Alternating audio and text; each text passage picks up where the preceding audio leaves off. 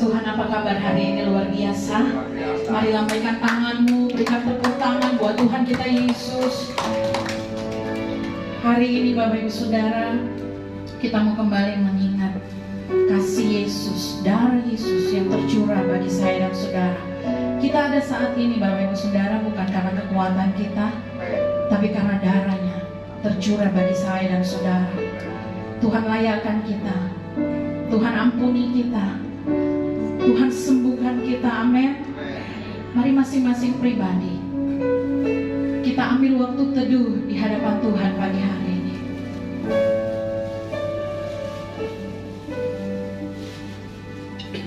Kalau engkau boleh mengalami banyak kebaikan Tuhan, kalau engkau boleh disembuhkan, kalau engkau boleh mengalami pemulihan, kalau engkau mengalami kelepasan, itu karena ada darah Yesus. Itu karena ada pengorbanan. Bapa mengaruniakan anaknya, satu-satunya anaknya yang dia kasihi, buat menebus segala pelanggaran saya dan saudara. Mari ingat kasih Tuhan Bapak Ibu Saudara. Kasih yang tidak pernah meninggalkan, kasih yang tidak pernah menyakitkan, kasih itu yang membalut luka kita Bapak Ibu Saudara, kasih itu yang menyembuhkan kita, kasih yang mengampuni kita. Makasih. Mari datang bersyukur buat kasih-Nya. Mari datang bersyukur buat darahnya yang tercurah. Bersyukur buat mahkota duri. Terima kasih Bapa. Kami percaya Engkau hadir di tengah-tengah kami Tuhan.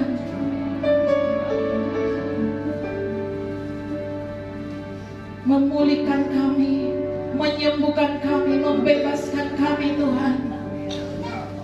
Dan kami tahu semuanya hanya ada di dalam hadirat-Mu Tuhan. Kami mau buka hati kami ya Bapa. Biarlah Engkau bersemayam Tuhan pagi hari ini di atas setiap penyembahan kami Tuhan. Nama-Mu yang ditinggikan di tempat ini. Haleluya. Haleluya. Terima kasih. Terima kasih Yesus. Saat ku masuk ke hadirat-Mu, bawa persembahan ke tempat kudus-Mu, pujian ku naikkan, sembah ku berikan bagi-Mu Allah yang mulia. Kau layakkan-Ku menghampiri-Mu, melihat tahta kemuliaan-Mu Tuhan. Pujian ku naikkan, sembah ku berikan bagi-Mu Allah yang mulia. Oleh kuasa darah-Mu, Kau telah tebus dosa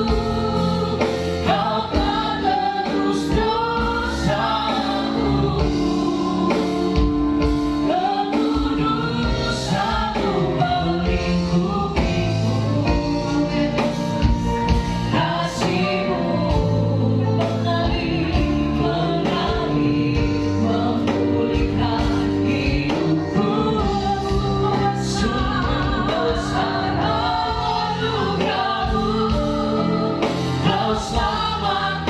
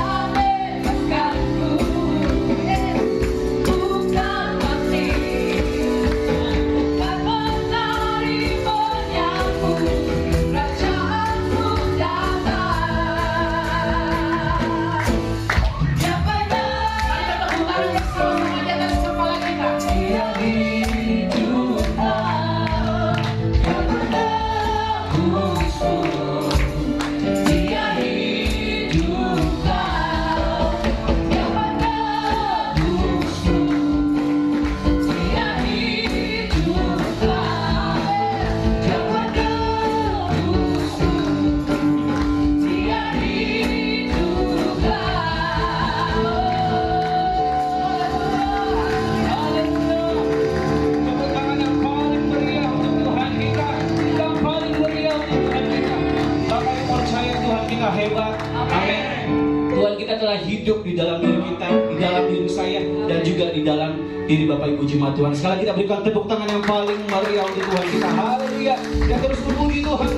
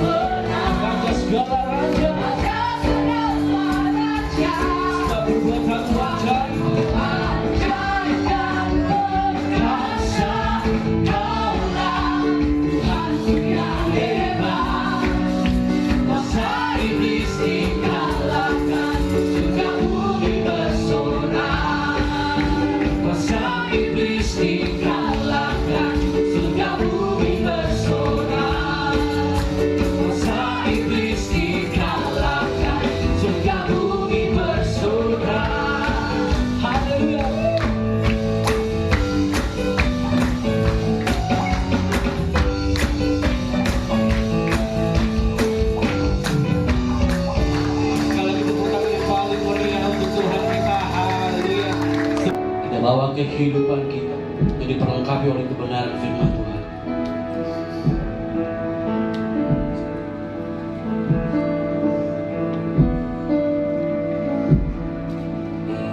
Kulihat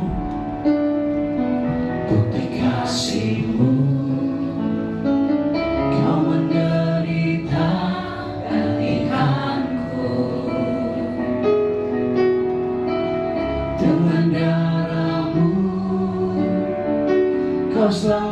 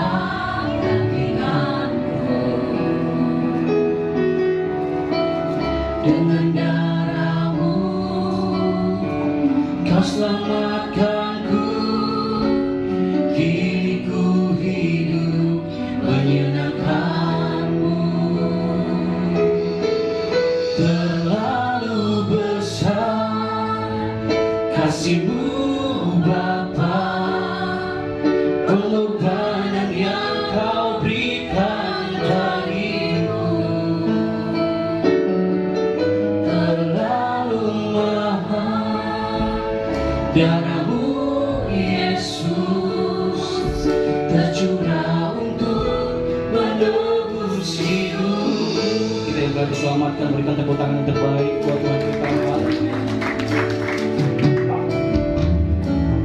Telah kulihat bukti kasih-Mu.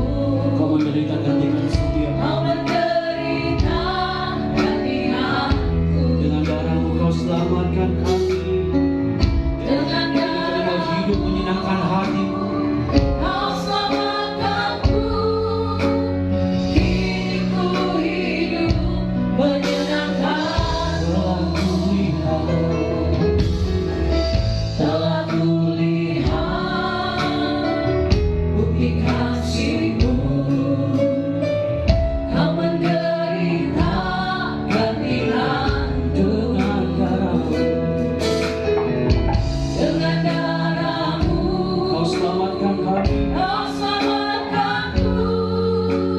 Kini ku hidup Menyenangkan-Mu. sebab terlalu besar Terlalu besar kasih-Mu, Bapa.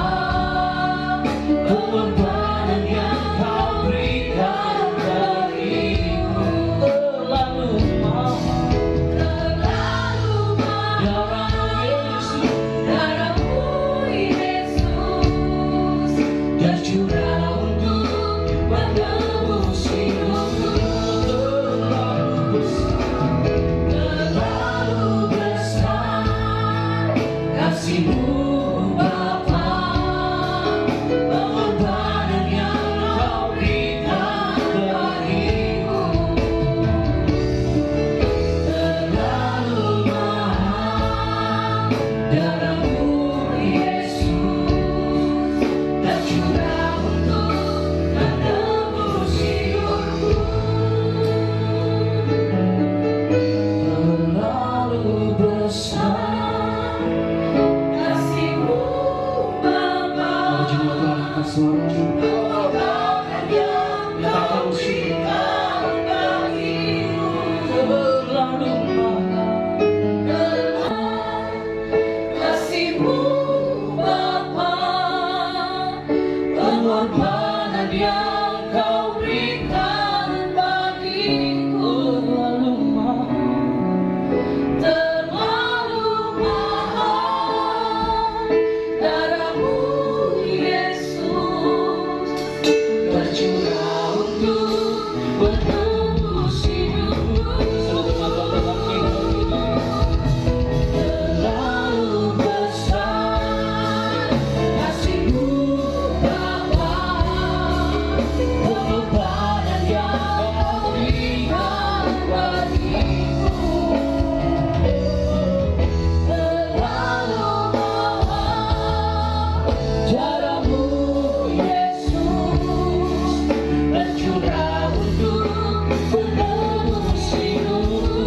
Terlalu besar kasih-Mu, Bapa. Pengorbanan yang Tema hari ini saya beri judul Kematian Yesus.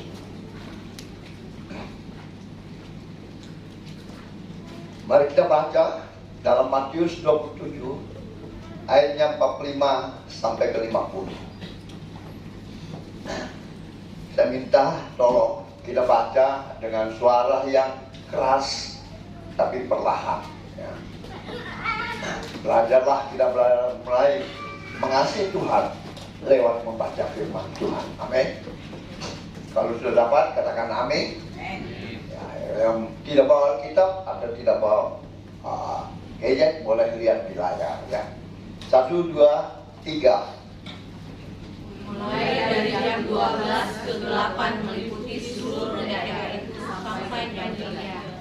Kira-kira jam 3 berserulah Yesus dengan suara nyaring, Eli, Eli, lama sabachthani. Artinya, Allahku, Allahku, mengapa engkau meninggalkan aku? Mendengar itu, beberapa orang yang berdiri di situ berkata, ia memanggil Elia. Dan segeralah datang seorang dari mereka yang mengambil bunga karat, mencelupkannya ke dalam anggur asam, lalu mencucukkannya pada sebatang bulu dan memberi Yesus minum. Tetapi orang-orang lain berkata, "Jangan, baiklah kita lihat apakah Elia datang untuk menyelamatkan dia." Yesus berserulah dengan suara nyaring, lalu menyerahkan nyawanya. Amin, firman Tuhan. Kita tahu penderitaan Yesus sungguh luar biasa. Kalau kita belajar membaca firman Tuhan dari Matius 27 ayat pertama dan 26 selanjutnya, di sana kita melihat bisa mendapatkan kurang lebih ada 10 tahap penderitaan yang Yesus alami sampai dia mati di atas kayu salib. Ini bukan main-main, saudara. Kalau Yesus tidak mengasihi saudara dan saya, untuk apa dia melakukan 10 tahapan penderitaan yang luar biasa? Kalau mungkin ada yang sudah buka di YouTube-nya GBI Anugerah Makassar kemarin yang dibikin oleh Smyrna, di situ kita lihat penderitaan demi penderitaan Yesus. Amin. Kalau kita pelajari di dalam Alkitab, itu 10 penderitaan Yesus dia alami sebelum dia mati di kayu salib. Seandainya dia sombong atau dia tidak mengasihi kita, dia bisa saja berkata, "Enyahlah kamu semua." Satu kali hembusan tangannya, matilah semua tentara Firaun. Matilah Pilatus, matilah siapa saja semua. Tapi dia nyatakan kasihnya kepada saudara dan saya, sehingga kita semua menerima keselamatan. Kita lihat pengorbanannya tahap demi tahap. Ya. Tahap pertama, Matius 26 ayat, tidak usah baca. Matius 26 ayat 36 sampai 46. Di sana di Taman Getsemani. Ini tahap pertama penderitaan Yesus. Di Taman Getsemani. Dia berdoa, dia gelisah.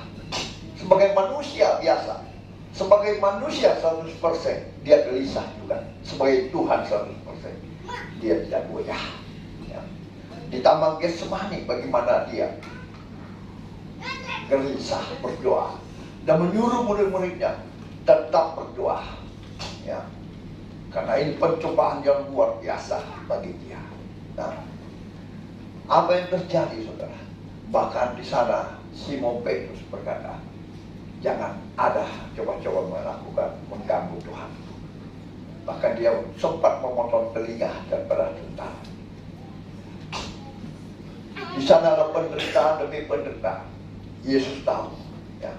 Penderitaan kedua, saudara nanti boleh baca atau kita baca di Matius 26 ayat 67. Matius pasal 26 ayat 67. 1, 2, 3. Lalu mereka meludahi mukanya dan meninjunya, orang-orang lain membunuh dia. Amin. Saudara siap diludahi, saudara siap ditinju, saudara siap dipukul orang? Tidak. Puji Tuhan, ada orang jujur. Tapi Tuhan mau engkau bisa mengampuni dia. Amin. Inilah kasih Tuhan, penderitaan Tuhan yang dia berikan contoh bagi kita semua untuk kita hidup merendahkan diri karena mengasihi Tuhan. Tidak mudah loh ya. Ini baru penderitaan kedua ya. Dia diludahi mukanya ya. Dia ditinju, orang-orang lain memukulnya. Coba kita, saudara, baru disentuh saja sedikit, tidak tahu diri, dia tidak tahu saya siapa. Betulkah? Ya atau tidak? Ya. Inilah penderitaan Yesus. Dan kalau ada di antara kita masih sombong, berkata-kata, bahkan tidak bisa ditegur, tidak bisa dinasihati, hari ini bertobatlah. Ubah hidup. Bicaranya kasar, sombong, bertobatlah hari ini. Lihatlah penderitaan Yesus. Itulah contoh teladan bagi kita semua. Amin. Ya. Ini penderitaan kedua yang Yesus alami. Mereka meludahi mukanya. Coba, kira-kira bagaimana kalau kita mengalami hal ini? Saya berdoa sama Tuhan, berikan aku hati seperti hati. Saya pernah berbuat begini sama orang. Saya tahu itu ujian bagi saya. Saya sadar Tuhan ubah seperti hati. Saya pernah dibuat begitu. Ya. Saya tahu inilah ujian karena saya minta Tuhan ubah hatiku seperti hati mengasihi, mengampuni. Apa yang terjadi? Seperti itu. Bahkan saya pernah diparang, saudara, saat saya tidur. Itulah Tuhan. Kita harus berkorban seperti itu, menjadi serupa dengan Kristus lewat kematian. Tidak mudah, saudara. Kita mudah merasakan, aku mengasihi kau Tuhan, aku rindu kau. Tapi apakah kita boleh menjadi contoh bagi banyak orang? Karena kita adalah terang dan garam dunia. Ini penderitaan yang kedua yang Tuhan alami. Penderitaan ketiga, coba buka Matius 27 ayat 2. Matius 27 ayat 2. Mereka membelenggu dia, lalu membawanya dan menyerahkan kepada Pilatus, wali gereja. Dia tidak melawan. Makanya itu kita dijadikan sebagai domba supaya kita tidak melawan. Kalau kita kambing, tidak punya tanduk, kita melawan. Kita harus menjadi teladan dari Kristus. Dia dibelenggu, lalu dibawanya dan menyerahkan kepada Pilatus sebagai wali negara. Pilatus siapa? Sebetulnya Pilatus tahu Yesus tidak bersalah, tapi dia tidak berani sama rakyatnya untuk mengatakan bahwa Yesus tidak bersalah. Sebab itu waktu pengadilan dia katakan, silahkan Anda yang memvonis apa yang keputusan rakyatnya.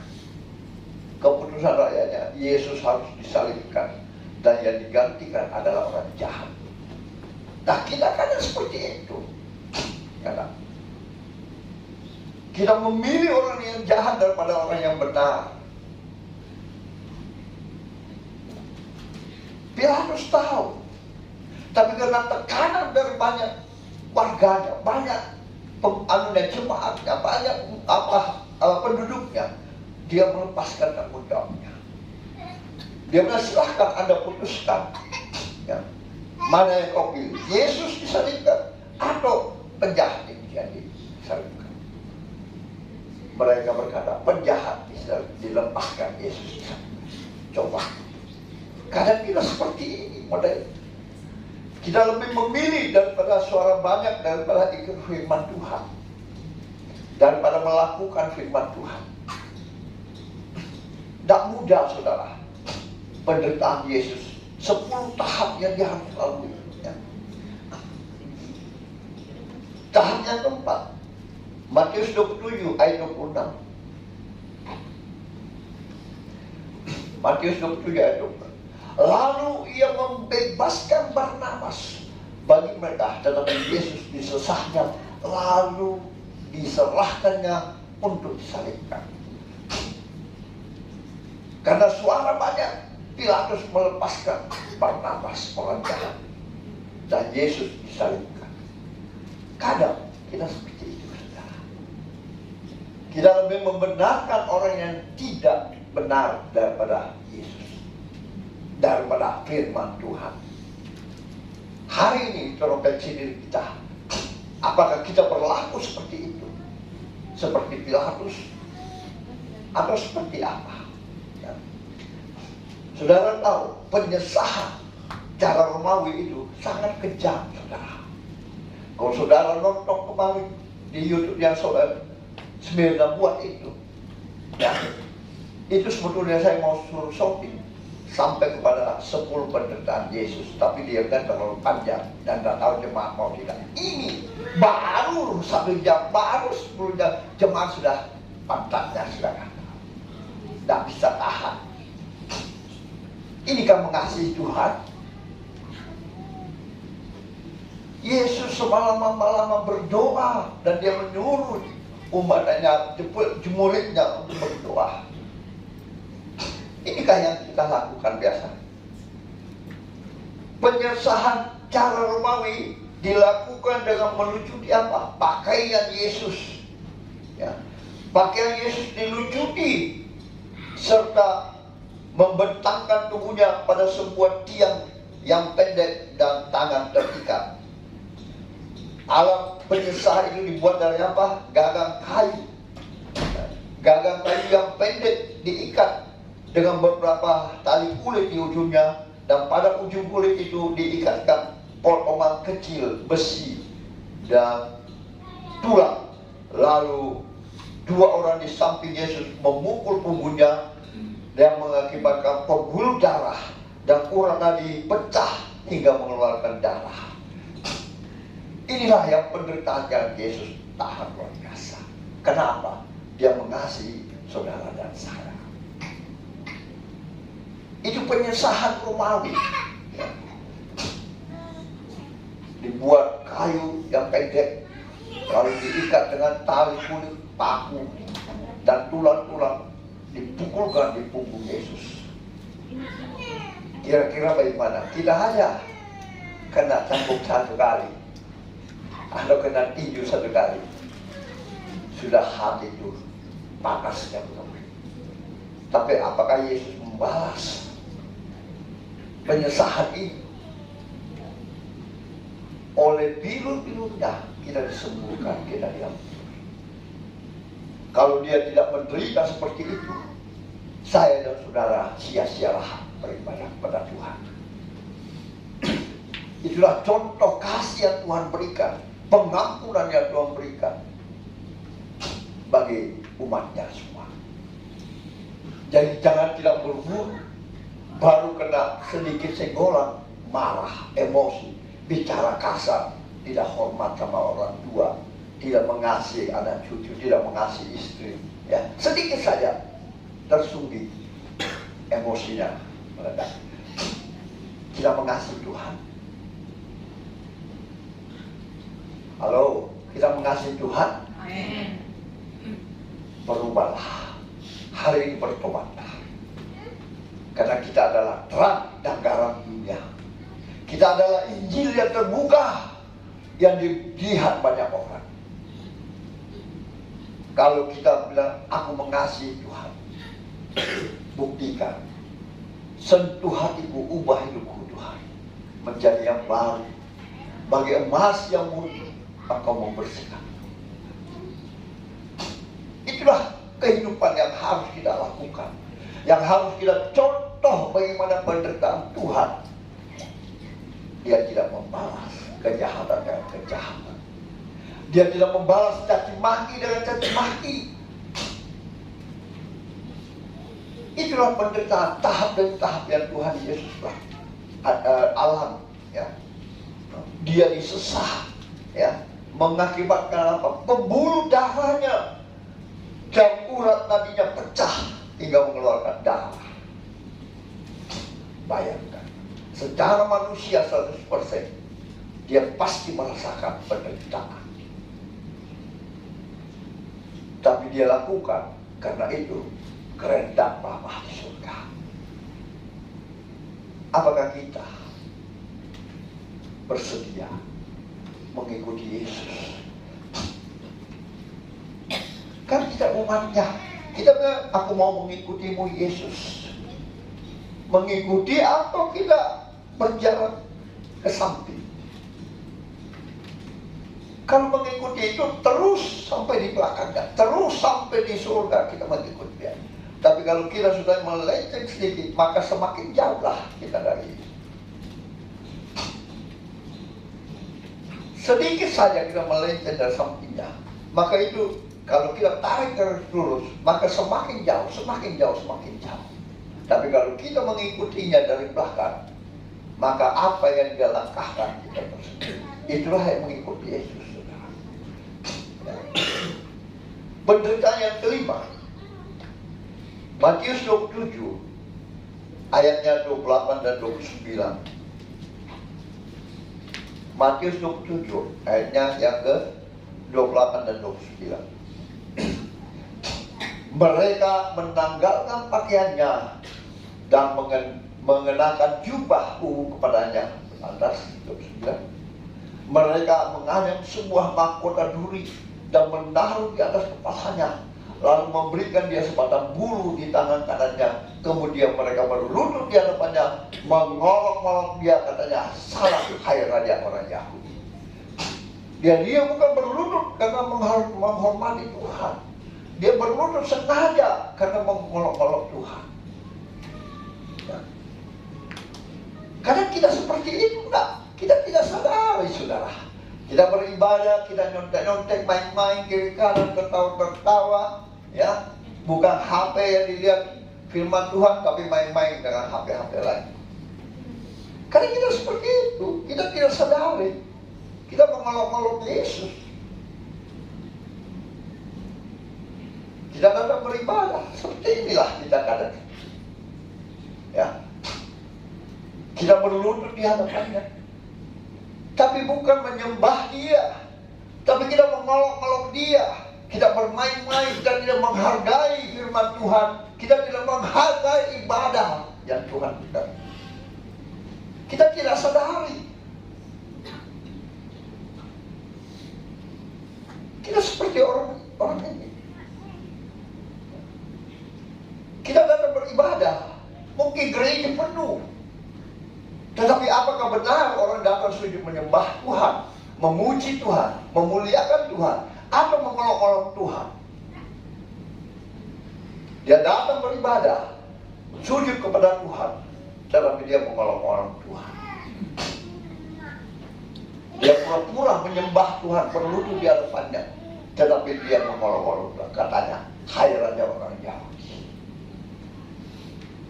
Apakah dalam ibadah kita seperti itu kita lakukan? Kita beribadah, tapi hati kita menjauh dari Tuhan, mata kita menjauh dari Tuhan, telinga kita menjauh dari Tuhan. Mondar-mandir, main-mainlah. Apakah kita seperti itu? Ya. Banyak gereja penuh, tapi benarkah mereka tidak mengolok-olok Tuhan? Maka datang beribadah, sujud menyembah Tuhan, buka hati mendengar firman Tuhan, mengasihi Tuhan. Itulah yang Tuhan Yesus mau. Jadi untuk apa gereja penuh kalau tidak modelnya seperti begini? Nanti Tuhan bilang lalang dan gandum akan tumbuh di dalam satu ruangan, tapi lalang itu akan diikat, bahkan dia lebih tumbuh, ya. Dan akan dicampakkan ke dalam api yang menyala-nyala. Hati-hati loh, ya. Jangan kita menganggap ibadah kepada Tuhan, kita sujud menyembah Tuhan, membuka hati mendengar firman Tuhan, padahal kita datang main-main, tidak serius, tidak mengucap syukur.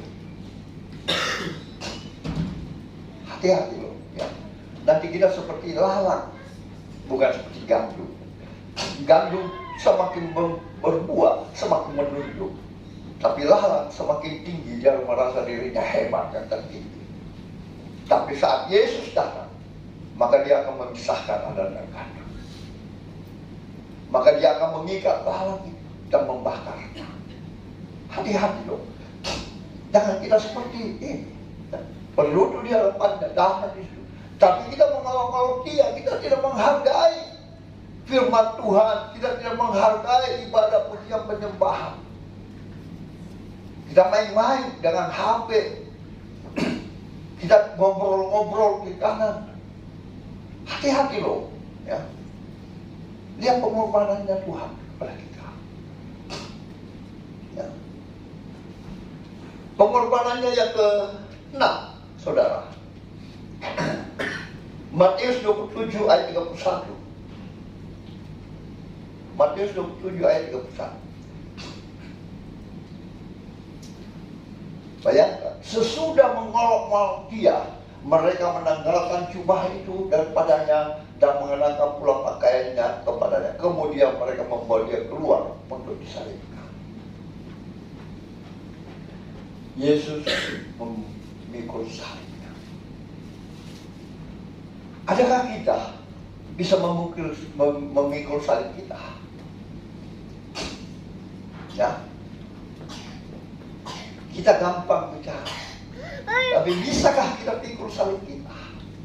Saya pernah bertemu dulu dengan teman-teman, ya. Dia bilang, saya ke Yerusalem, Pak Frans. Di sana kita pikul salib. Wah, pikul salib apa? Salib kayu yang terbuat dari itu. Tapi sudahkah saudara memikul salibmu sendiri? Sudahkah kita memikul salibnya kita sendiri? Kesombongan, keangkuhan, kemalasan, ketidaktaatan, ya, penghinaan. Sudahkah kita memikul salib kita untuk kita salibkan? Saya percaya setiap umat Kristen kalau sudah menyalib dagingnya, maka tidak ada lagi perceraian, tidak ada lagi pecah belah, tidak ada lagi masalah-masalah kekacauan.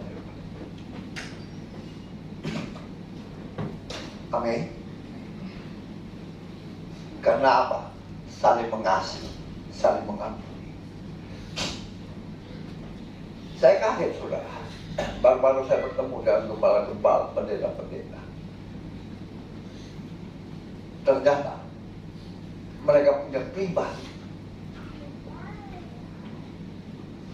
yang masih menyimpang akar kepahitan, yang membiarkan keluarganya berantakan, bercerai anaknya. Lalu saya tanya, kenapa? Ya, memang firman Tuhan begitu. Lah, gila. Ingat dong, firman Tuhan mengatakan apa? Karena ketegaran hatimu, maka Musa memberikan surat perceraian. Tetapi sejak semula, Tuhan tidak bersedia. Tuhan mengatakan apa yang dipersatukan Tuhan tidak boleh diceraikan oleh manusia selain mau. Tapi alasannya banyak, saudara. Bagaimana kalau dia dihina-hina? Dia bilang, kamu tidak mau bercerai karena kau tunggu harta warisan dari bapak saya. Inilah orang Kristen. Inilah yang selalu datang di ibadah, maka menjadi pelayan Tuhan di atas mimbar. Benarkah begitu firman Tuhan? Pikulah salibmu. Belum pikul salibnya Yesus. Lalu saya berkata, kenapa gak diajar baik-baik waktu mau ibadah, mau kawin, konseling pernikahan, ya? Ya sudah Pak, tapi ini kan memang begitu. Daripada kita tanggung malunya, anak saya malu, gak mau terima. Mana pengampunan? Mana kasih? Mana pikul salib? Lalu istrinya berkata begini, kan Tuhan bilang daripada tidak kawin lebih baik kawin. Wah, itu firman Tuhan salah dong, keliru itu. Bukan pada tempatnya itu. Itu tempatnya bagi orang yang belum kawin. Tapi kalau orang yang sudah kawin, bukan tempatnya di situ, bukan firman Tuhan di situ. Ini kan model pendeta, hamba Tuhan, gembala, pengerja, jemaat. Saya sedih dong. Saya konsultasi dengan mereka, saya sedih. Mereka hebat semua.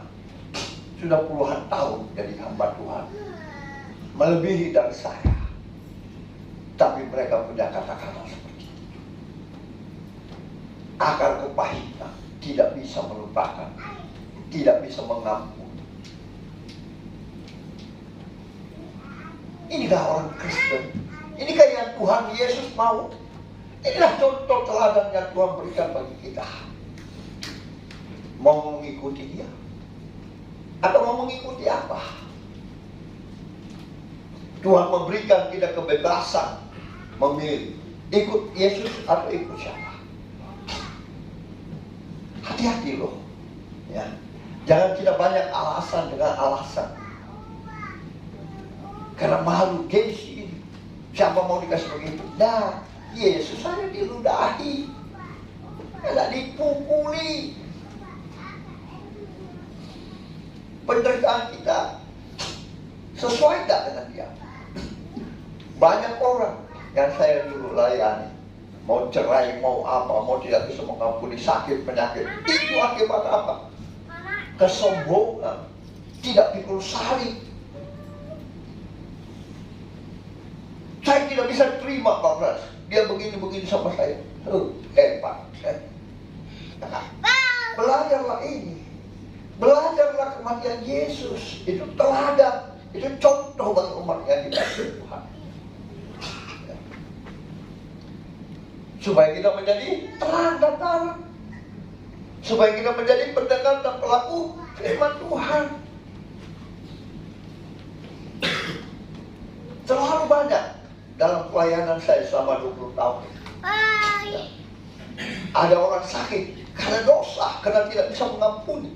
Orang lumpuh karena tidak bisa mengampuni. Setelah dia melepaskan pengampunan, dia berjalan. Itu mujizat Tuhan terjadi. Karena apa? Firman Tuhan berkata, apa yang dosa engkau tidak, dosa orang engkau tidak ampuni, dosamu juga tidak akan diampuni. Kalau dosa kita tidak ampuni, biar kita berdoa sampai lutut kita berdarah, Tuhan tidak mendengar, apalagi menjawab. Amin. Ya, hati-hati loh. Ya. Akhirnya dia bertobat, dia mengakui, doakan, dia sembuh. Yang lumpuh berjalan, yang sakit mah berdarah berhenti. Kenapa? Semua karena itu. Mengikut Yesus hebat, tapi tidak menjadi pelaku, tidak menjadi pelaku, hanya menjadi pendengar. Masuk telinga kanan, keluar telinga kiri. Sebentar ditanya, nggak tahu apa-apa. Disuruh baca firman Tuhan, nggak baca. Disuruh naik pujian, duduk aja sampai korek-korek sekarang. Inikah yang Tuhan mau sama umatnya? Ya. Disuruh mengembalikan perpuluhan, banyak alasannya. Disuruh memberkati pekerjaan Tuhan, banyak alasan. Inikah pengasihi Tuhan?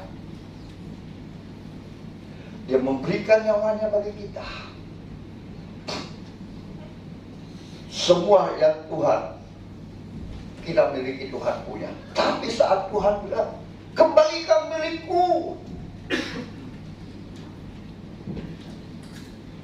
berilah persembahan sesama manusia, kasihilah mereka. Persembahan diakonia, persembahan apa? Tunggu dulu. Apalagi mengenai perpuluhan miliknya Tuhan. Sabar dulu. Itu banyak pendeta bilang tidak berlaku lagi. Siapa bilang? Kalau tidak berlaku lagi, sobek saja perjanjian lama. Nggak usah pakai perjanjian lama. Saudara tahu, persepuluhan itu dipakai untuk apa?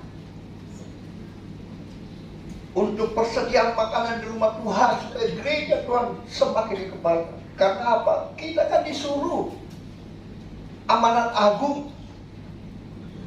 Kita disuruh menjadi saksi. Kisah para Rasul 1 ayat 8 sampai ke ujung bumi. Bagaimana kalau tidak ada kebutuhan? Umat Tuhan hanya mau diberkati. Aku diberkati, sepanjang hidupku diberkati.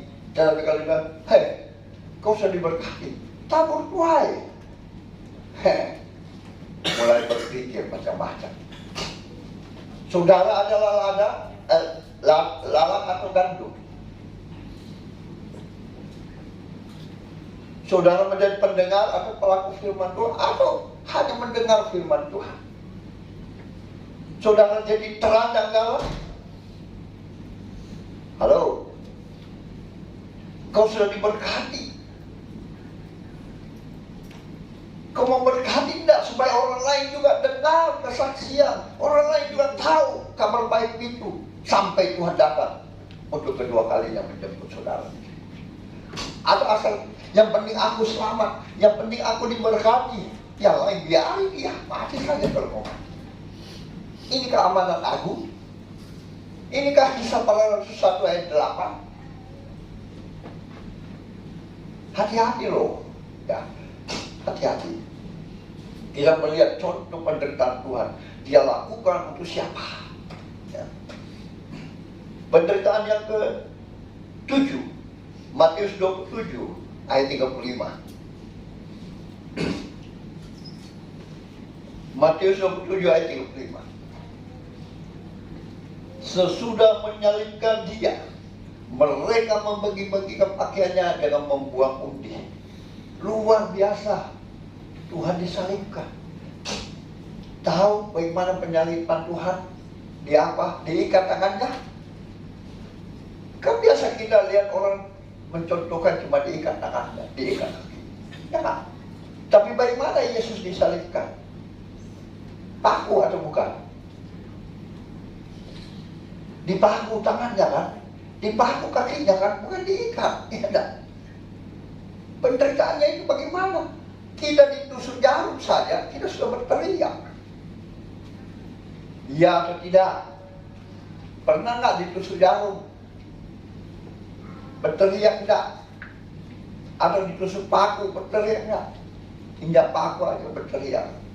Apalagi kalau dia dipaku. Ya, pakunya bukan pendek, saudara. Kakinya di sini paku, bukan jari-jarinya, tapi di sini dipaku, dipergelengan. Bagaimana kira-kira rasanya? Itulah pengorbanan Kristus bagi kita. Masih maukah kita tidak belajar untuk menjadi pendengar dan pelaku firman-Nya? Masih maukah kita bilang orang Kristen tapi tidak berubah hidup kita? Masih maukah kita menjadi orang Kristen yang memperhalakan uang, memperhalakan waktu, memperhalakan semua? Ya. Jangan ibadah, besok masih ada, minggu masih ada. Mobil jelap bersih-bersih, lebih baik itu daripada jangan ibadah. Ini namanya kita berhala. Belum sependeritaan kita begitu, saudara. Nah, disalibkan. Luar biasa penderitaan Tuhan. Kadang kita bangga, kita hanya diberkati. Oh, aku diberkati Tuhan, aku diberkati. Itu aja yang dia tahu. Tapi saat dia diberkati, kecewa.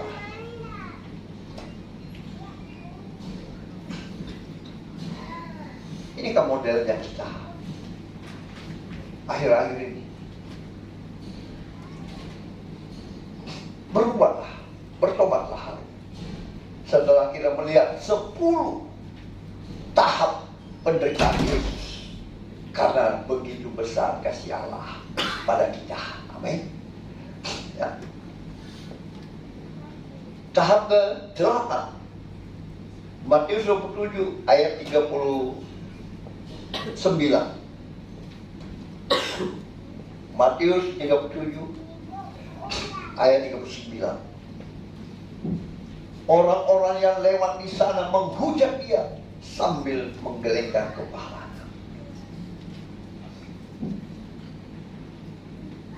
Karena kita seperti itu, saudara. Biar demi dia rasa, kan bukan saya. Ini model kita. Kalau ada saudara kita atau tetangga atau jemaat kita yang sakit atau yang butuh pertolongan, biar dong urusan. Itulah gunanya ini, saudara, diakonia untuk membantu jemaat kita. Inilah gunanya perpuluhan untuk memberitakan firman Tuhan. Kita sudah diberkati, kita sudah terima berkat Tuhan. Kita genggam. Biar Tommy dia sakit, biar Tommy dia mati, disuruh pergi dia, biar Tommy. Inilah modelnya orang Kristen sebenarnya. Mari contoh Yesus. Ya, dia dihujat, dimaki-maki orang. Saya pernah ketemu beberapa tahun lalu mahasiswa saudara dari salah satu dominasi gereja demo waktu itu karena Yesus dihujat. Mereka bawa spanduk jalan, ada 40 orang kali. Saya ketemu di Kota Lempang. Saya dari Cenurdi, dia ada sana. Jangan menghina Yesus kita, jangan dihujat Yesus kita. Lalu saya parkir mobil saya pelan-pelan, saya panggil satu. Kamu dari mana? Iya, dia ngomong, karena saya tahu alternatif mereka punya kebesaran. Karena saya dulu sering di sana, hampir setiap hari bergabung dengan senior-senior mereka. Lalu saya katakan, lebih baik kamu kembali. Tidak usah kebetulan pangan di HM di sana. Tidak usah. Apakah Yesus kita tidak dihujat dan tidak dicaci maki, tidak dikasih malu? Baca dong firman Tuhan baik-baik. Terus kamu melakukan ini, mau menyerbu ke situ, berapa kekuatan? 1/10 juta orang kali. Ya, kekuatan kita adalah doa. Amin. Kamu kembali berdoa baik-baik, biar Tuhan yang bekerja, karena Tuhan adalah kekuatan kita dan tidak ada yang mustahil bagi Dia. Kalau Dia yang menghadir, semuanya akan jatuh. Amin. Mereka bilang, kenapa? Ya, baca kitab. Berarti kamu kurang baca kitab. Turunkan itu kamu punya spanduk, baru pulang ke markas. Mereka menuruti. Tapi mereka heran, siapa ini? Memang Yesus dihujat. Kenapa? Itulah kasih pengampunan. Ya. Makanya saat kita datang ke hadiratnya, kita melakukan firman Tuhan, ya, maka firman Tuhan mengatakan Dia yang berperang mengganti kita. Amin. Ya. Jangan kita orang tunjuk diri 1/10 juta, saudara. Ya. Dan itu bukan hak. Pembalasan adalah haknya Tuhan. Amin. Ya. Syukurlah mereka pulang bubar. Penderitaan yang ke-9, Matius 27 ayat 46.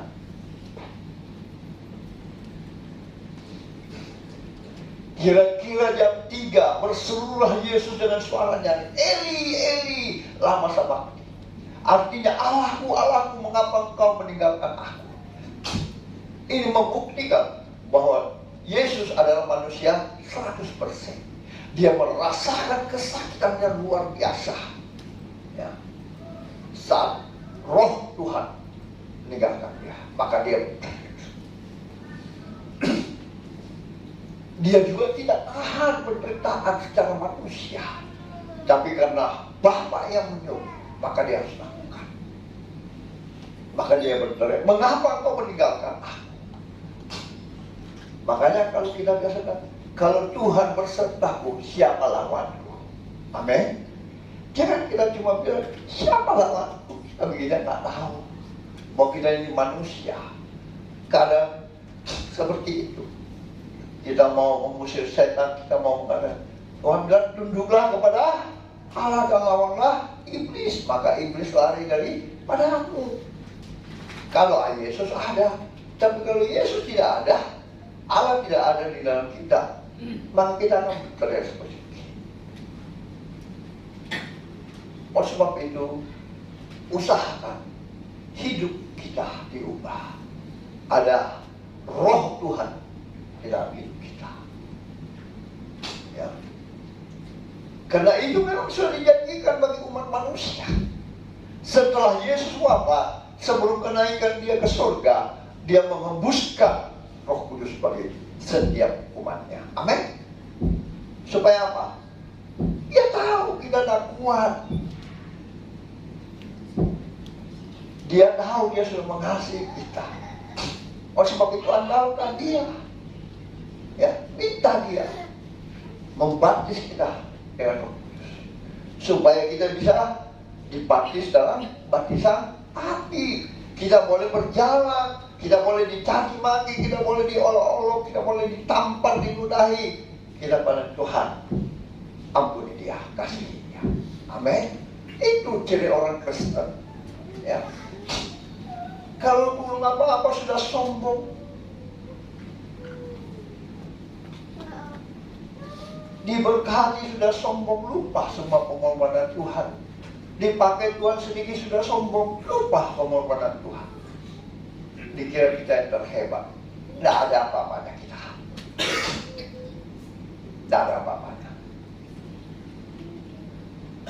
Saya tahu sekali, kuasa-kuasa kegelapan saja kalau dia tinggalkan kita, tidak ada artinya kita. Apalagi kalau kuasanya Tuhan. Begitu. Karena saya mengalami hal-hal ini. Saya bisa menyampaikan kepada umat Tuhan, bahwa kita tidak ada apa-apanya. Kalau kita tidak mau dipakai, tidak ada apa-apanya. Jangan coba-coba. Ya. Penderitaan yang ke-10 yang Tuhan alami. Matius 27 ayat 50.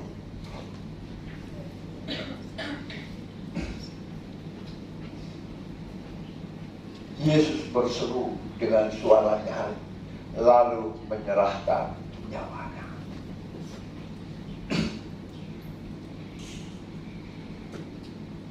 Saya mau tanya kita,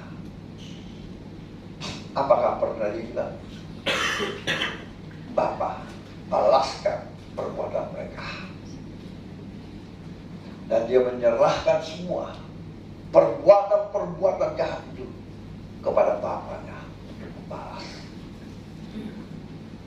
Ampunilah mereka. Mereka tidak tahu apa yang mereka perbuat. Ya. Itulah ciri orang Kristen. Jadi banyak dalam pelayanan saya, kalau orang suka emosi, babak-babak, emosi, marah, sampai sakit, sampai lumpuh. Jangan kira tidak sakit membuat orang lumpuh. Banyak sekali saya layani. Membuat orang sakit kayak kusta. Itu semua ada dosa. Nah, orang kerasukan setan. Difonis kanker alat, berkanker darah, apa segala. Bukan, saudara. Karena menghina Tuhan. Ya. Menyembah berhala orang Kristen. Ya. Tuhan bilang, saya pernah tanya, kenapa mau pakai opo-opo? Ya, saya kan tidak mau dihina-hina, Pak Pras. Wah, hebat.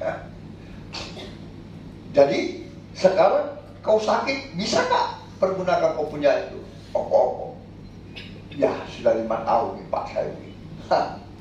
Minta ampun kau dosa. Mari itu, musnahkan. Kau tidak menghargai kematian ini. Yesus pun berkata, ampunilah mereka. Mereka tidak tahu apa yang mereka perbuat. Amin. Hari ini bisakah kita berkata demikian? Tuhan mau supaya kita menjadi pengikutnya. Kita seperti Yesus. Benar. Karena kita mau sepertimu Yesus, disempurnakan selalu dalam segenap jalanku, memuliakan namamu. Atau kita menjelekkan nama Yesus. Bertobat hari. Nah, bertobat. Nah, pertanyaannya, mengapa Yesus harus menderita sampai mati di kayu salib? Ini 10 tadi penderitaan yang tahap yang Yesus alami. Pertanyaannya bagi kita, mengapa Yesus harus mati di kayu salib? Kan dia raja di atas segala raja, betul nggak? Dia bisa melakukan apa saja yang dia lakukan. Badai, angin, gelombang, dia bisa lakukan. Betul nggak? Ya, dia bisa handle semua. Mengapa dia lakukan itu? Kita tanya diri kita sendiri. Ya, mengapa? Kan Yesus berkuasa, ya kan? Badai, ombak, dia handle, hujan, dia handle, segala penyakit dia sembuhkan. Orang mati pun berjalan. Mengapa dia lakukan? Halo, ada kalian pernah bertanya kepada diri kita sendiri, mengapa Yesus mau mati? Atau kita cuma tahu Jumat Agung, yo kita peringati Yesus mati. Oh Yesus, pasti Yesus bangkit ya. Oh 40 hari kemudian, oh Yesus naik ke surga. Itu aja yang kita tahu. Pernahkah kita bertanya dalam hidup kita, mengapa sih Yesus mau mati? Tidak. Ya. Yang pertama, supaya ia menggenapi nubuatan Nabi Yesaya pada tahun 740 sebelum Masehi. Tahu Yesaya?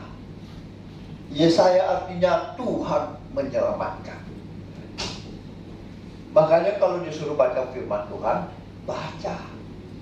Suara nyaring ya supaya kedengar. Jangan 10 orang kelihatannya 1 orang, 100 orang juga kelihatan 1 orang yang punya suara. Ya. Menggenapi nubuatan Nabi Yesaya pada tahun 740 sebelum Masehi. Yesaya sama dengan Tuhan menyelamatkan. Coba baca Yesaya 53 ayat 1 sampai 12. Yesaya 53 ayat 1 sampai 12.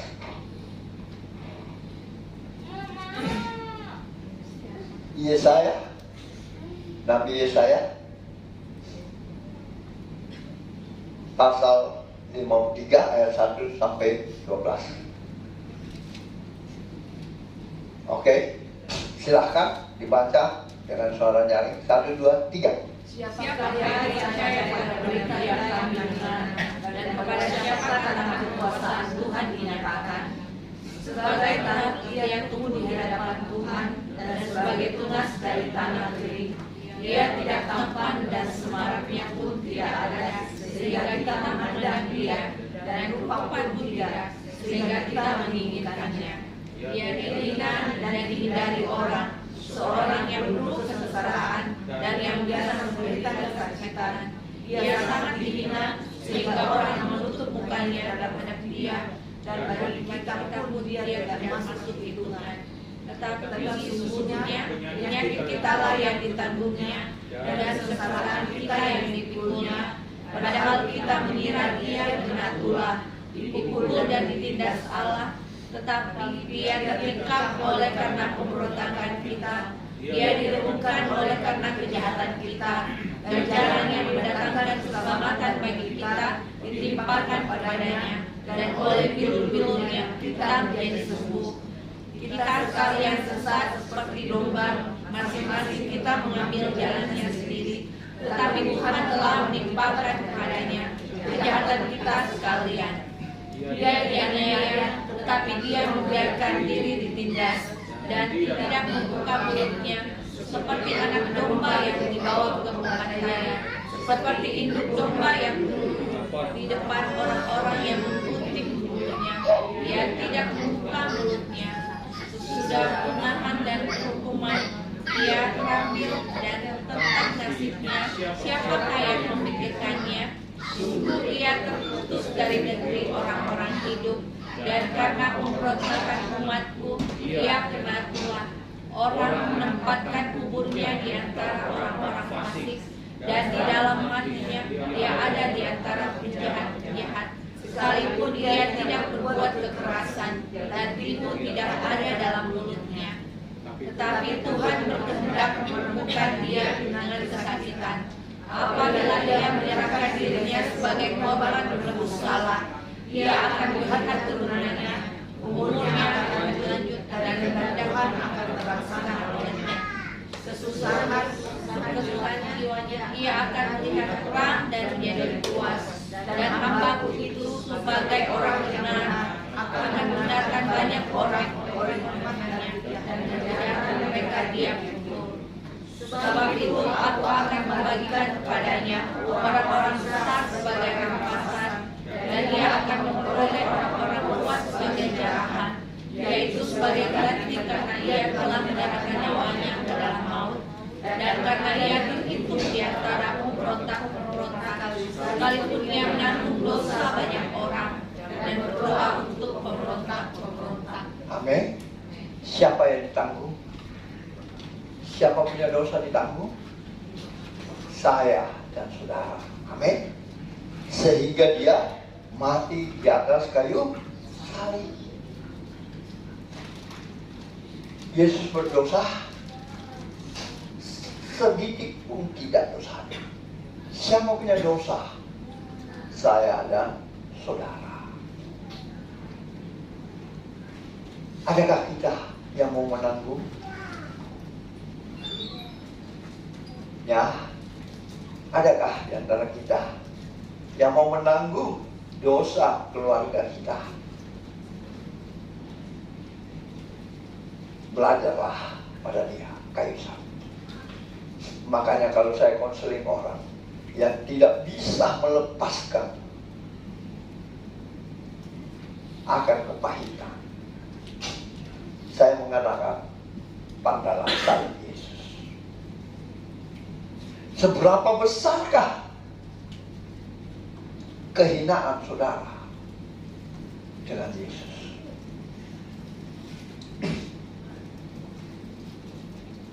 Sebandingkah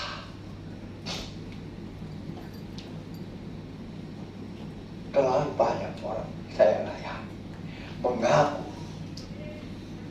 pelayan Tuhan, mengaku majelis, mengaku ini, tapi waktu dia sakit, dia tidak bisa sembuh-sembuh.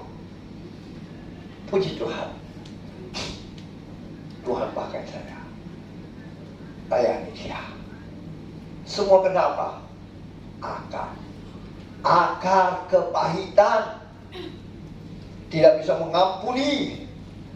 Sampai mati saya tidak akan mengampuni dia. Sampai mati Tuhan juga bisa menolong kau. Benar gak? Karena Tuhan bilang, kau tidak mengampuni orang yang di depan matamu, tidak mungkin aku mengampuni. Amin. Nah kalau saat kita tidak diampuni, berlutut kau sampai tahun-tahun, tidak akan didengar Tuhan. Padahal kita bilang oleh bilur-bilurnya kita sudah diampuni dan ini yang perlu kita hayati bersama, bahwa Yesus mati karena nubuatan Nabi Yesaya. Karena apa? Artinya firman Tuhan itu ya dan amin. Ya, pasti digenapi. Ya. Kalau saudara melakukan perintah Tuhan, maka saudara akan lihat kenyataan itu ada. Firman Tuhan itu ya dan amin, tidak pernah berubah. Dulu, sekarang, sampai selama-lamanya. Amin. Yang berubah karena kita, ya, sudah lupa Tuhan, sudah lupa kebaikan Tuhan, sudah lupa berkat-berkat Tuhan, sudah lupa kemurahan Tuhan, sudah lupa kasih Tuhan. Ya. Padahal pengorbanan Tuhan Yesus itu sungguh luar biasa. Amin. Kok diam? Ya. Jadi firman Tuhan mengatakan ya dan amin, harus digenapi. Ya. Yesus mati untuk menjadi terang dan garam kita, menyatakan kasih dan kuasa Mendatangkan kemurahannya supaya kita semua bisa diselamatkan. Nah, yang kedua, mengapa Yesus harus menderita dan sampai mati?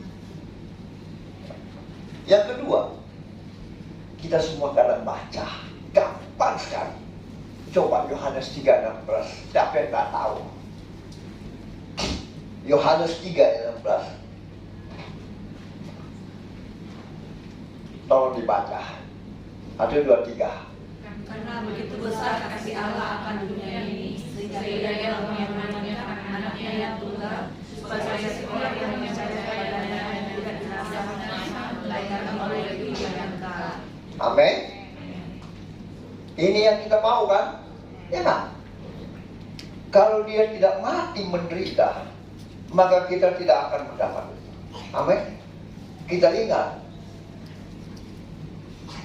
manusia pertama diusir dari tanah Kanaan. Itulah dosa yang kita harus tanggung. Dosa asal.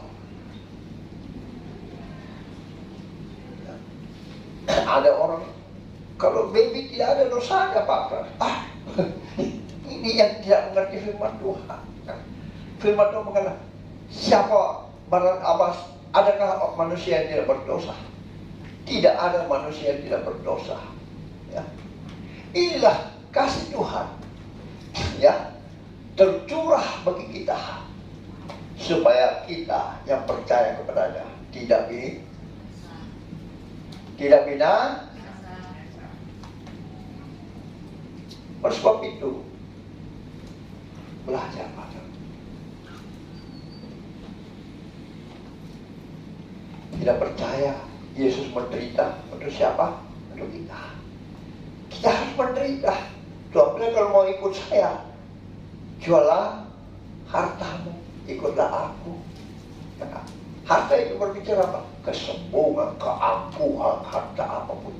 Ya, itu ilustrasinya. Ikutlah aku. Ya.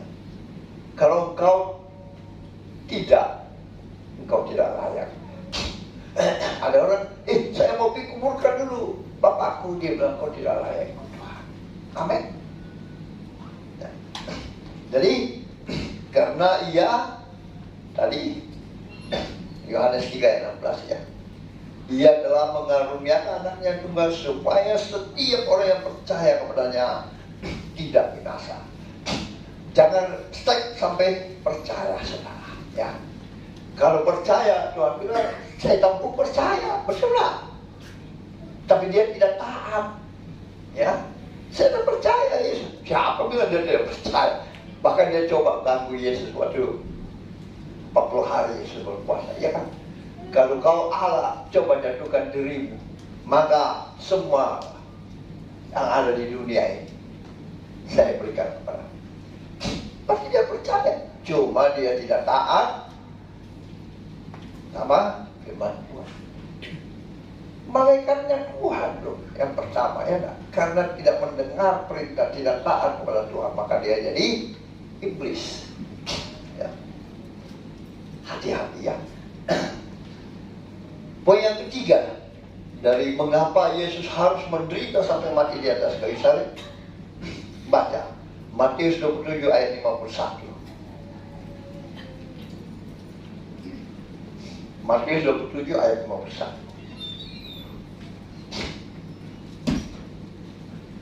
Dan kembali ya. Dan lihatlah kami baik suci terbelah dari atas sampai ke bawah, dan terjadilah gempa bumi dan bukit-bukit batu terbelah. Kalau saudara baca ayat pembandingnya, saudara boleh baca di Keluaran 26, 31 sampai 33 dan Keluaran 36 ayat 35. Berarti setelah Yesus mati, maka tabir itu terbuka. Supaya apa? Umatnya boleh menghampiri dia. Ya. Kalau tidak, kita hidup masih seperti dulu. Harus imam-imam yang dipercayakan, ya.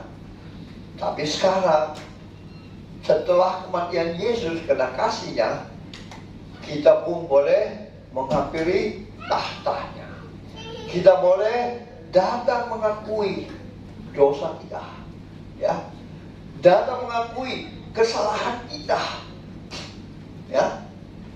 Kita minta Roh Kudus yang dijanjikan untuk kita untuk mengubah hidup kita. Oke? Kalau dia tidak mati di atas kayu salib, saya tidak tahu apa yang terjadi. Makanya jangan mau melakukan yang lain, tapi mari belajar untuk melakukan firman Tuhan, ya. Tabir sudah terbuka, saudara boleh langsung berdoa, minta pengampunan dosa. Kalau sampai detik ini kita masih tidak melakukan apa yang terbaik untuk Tuhan, ya. Hanya ini mungkin yang saya bisa sampaikan, ya. Kita naikkan pujian. Ingat kasihnya, ingat kebaikan.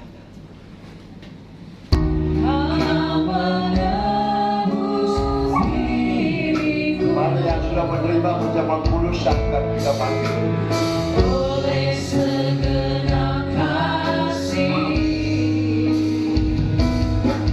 dan pengorbananmu, ku telah mati dan tinggalkan cara hidupku yang lama. Semuanya sia-sia dan tak berarti lagi. Hidup ini ku letakkan hanya bersamamu ya Tuhan. Jadilah padaku seperti yang kau ingini. Aku berkenan memberkati roti dan anggur, sehingga bukan lagi roti dan anggur yang biasa-biasa, melainkan menjadi tubuh dan darahmu. Sehingga waktu umatmu bersekutu dengan tubuh dan darahmu, menjadi satu kesatuan di dalam hidup mereka. Sehingga yang sakit disembuhkan, yang lemah dikuatkan, yang terikat dilepaskan, yang susah dihiburkan, yang berbeban berat diangkat. Yang kiranya Tuhan berkenan memberkati perjamuan kudus ini. Firman Tuhan berkata apa? Angkatlah tubuh Kristus lebih tinggi dari kepala saudara. Sebab apa yang telah kuteruskan kepadamu telah aku terima dari Tuhan Yesus. Bahwa Tuhan Yesus pada malam waktu ia diserahkan mengambil roti, dan sesudah itu ia mengucap syukur atasnya, yang memecah-mecahkannya dan berkata, inilah tubuhku yang diserahkan bagi kamu. Perbuatlah ini menjadi peringatan akan aku. Bukankah tubuh yang roti yang kita pegang adalah persekutuan dengan tubuh Kristus? Mari kita sambut dalam nama Tuhan Yesus.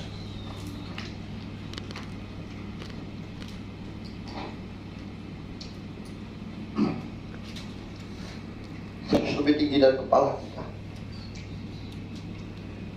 Firman Tuhan berbunyi demikian. Demikian juga sesudah mengambil cawan, sesudah ia makan, lalu berkata, cawan ini adalah perjanjian baru yang dimateraikan oleh darahku. Perbuatlah ini setiap kali kamu meminumnya menjadi peringatan akan aku. Bukankah cawan pengucapan syukur yang atasnya kita ucapkan syukur adalah persekutuan dengan darah Kristus? Mari kita sambut dalam nama Yesus.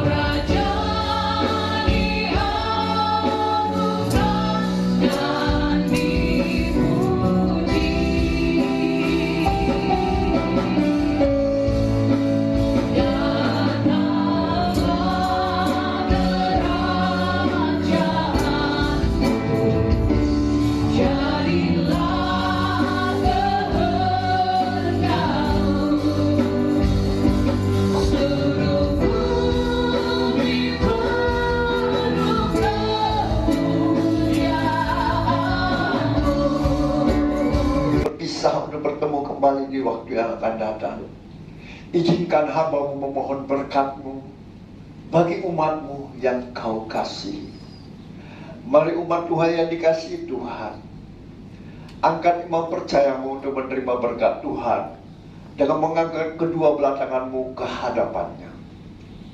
Diberkatilah engkau di kota, diberkatilah engkau di ladang, diberkatilah tempat adonanmu, diberkatilah buah kandunganmu, diberkatilah keluar masukmu, dibiarkan musuh maju berperang melawan terpukul kalah olehnya.